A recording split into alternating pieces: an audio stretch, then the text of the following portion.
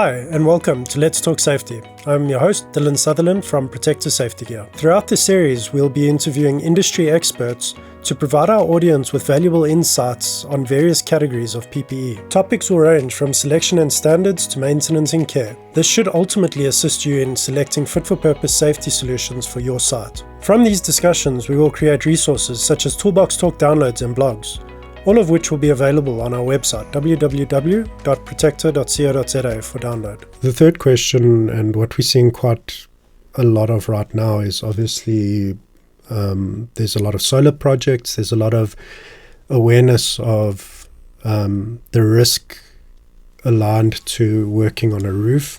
I think there's a serious amount of catastrophic injury and in some cases fatalities that are occurring because people fall through a roof.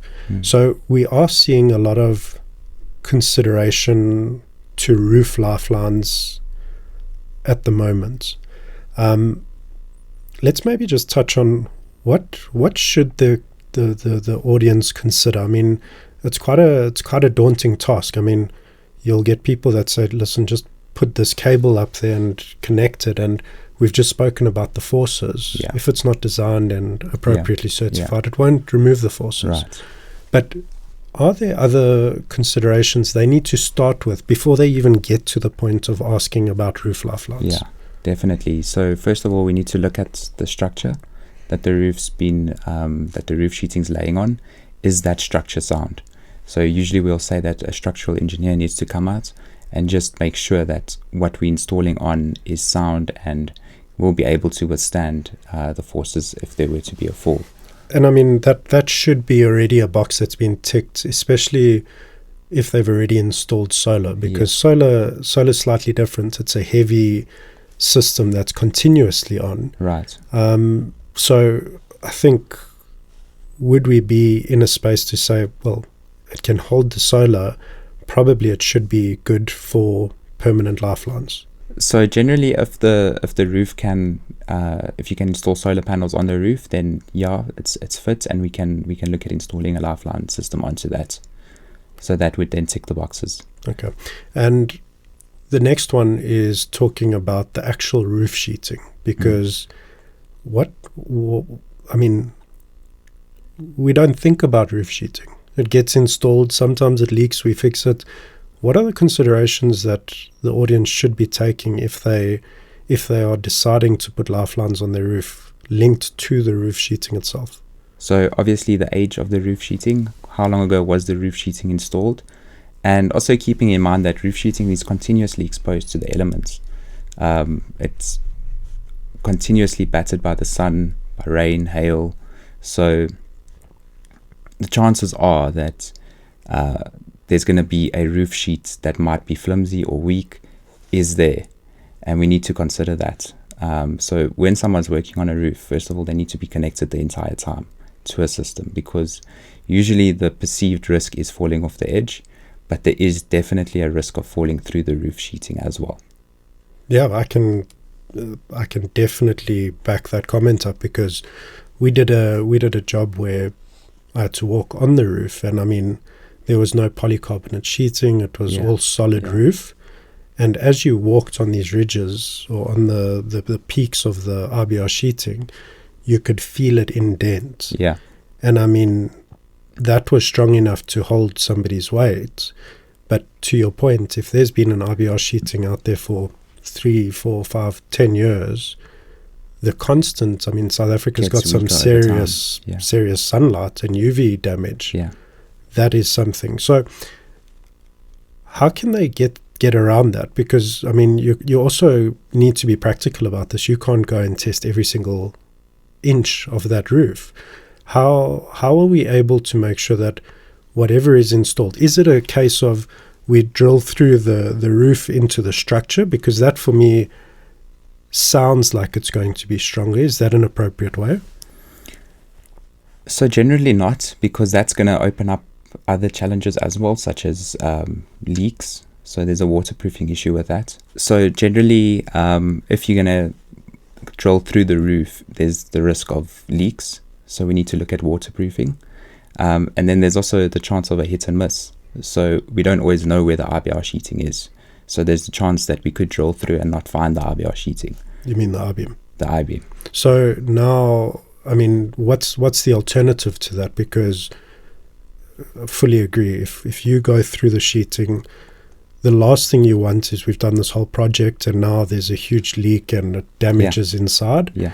The other side is just the irritation of not hitting a beam or getting to the right beam. Right. How do we work around that? Right. We've spoken about the RBR sheeting or the roof being exposed to this harsh daily environment. Now we go and install a system that is designed to stop somebody from dying by being connected to it. What is the certainty? I mean, how do you know that system, nobody gets to decide, you mentioned it earlier, nobody decides this is when I'm going to fall, this is where I'm going to fall. Falls happen without any expectation of them.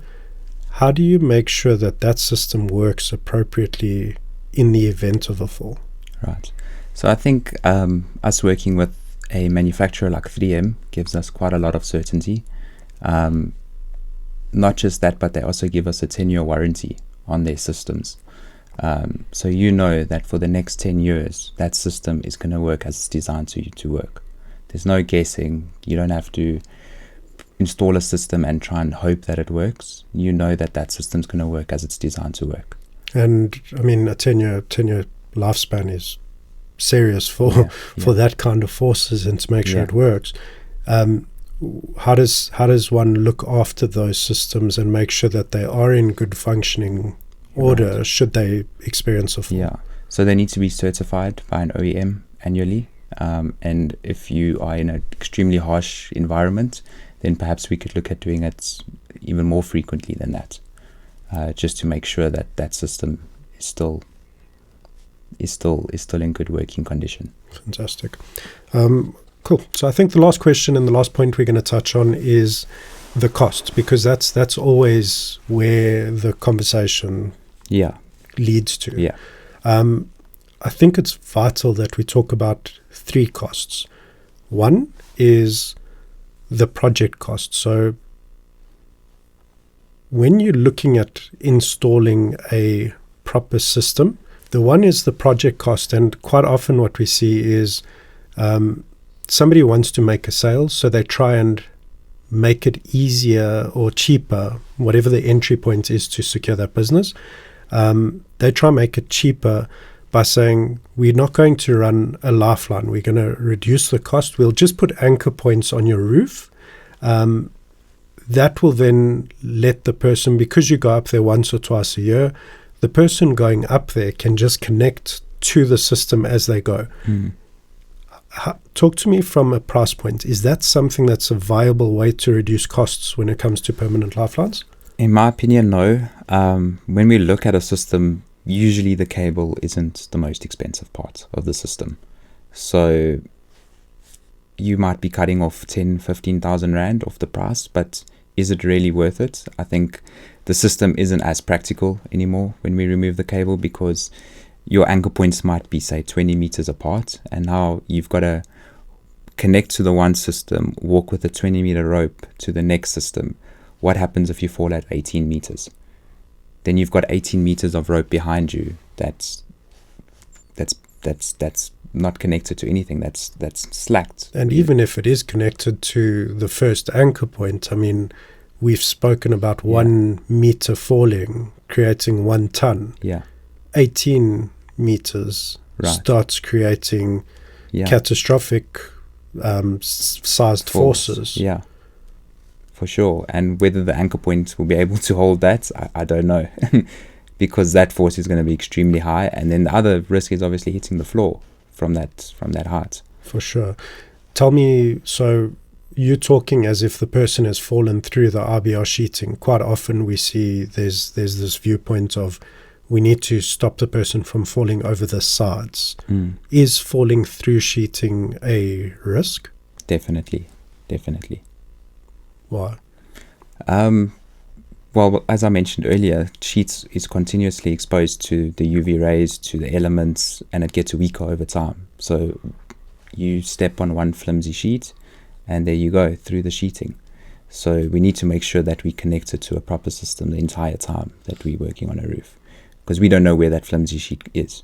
Yeah, and quite sadly, I mean, I was exposed to it with one of a manufacturer in South Africa, where they had actually painted over their polycarbonate sheeting, which is obviously a skylight and it's designed to let light in, and painting over it, the person can't see the difference between polycarb or regular RBR sheeting. And the reality is polycarb is not designed for a human to stand on. For sure. And that then immediately gives way, and the person fell through, and unfortunately was a fatal incident. Sure. Yeah. Cool. Well, Stephan, thank you so much for joining us today. I think it's really been valuable to hear and see what you're doing on site. I think everybody that gets to experience the demonstrations you're busy carrying out on site are getting tremendous value. So keep it up. Thank you. I appreciate it and I look forward to it. Cool. Thank you for joining us, and I hope this episode added value to you. If you are experiencing any safety challenges on your sites and require any additional information, please do leave us a message on LinkedIn via Protector Safety Gears page, or alternatively follow the link below and share a message with us, because maybe it can create value or a valuable conversation for future episodes. Be sure to also follow us on LinkedIn. There will be some valuable information shared from today's discussion.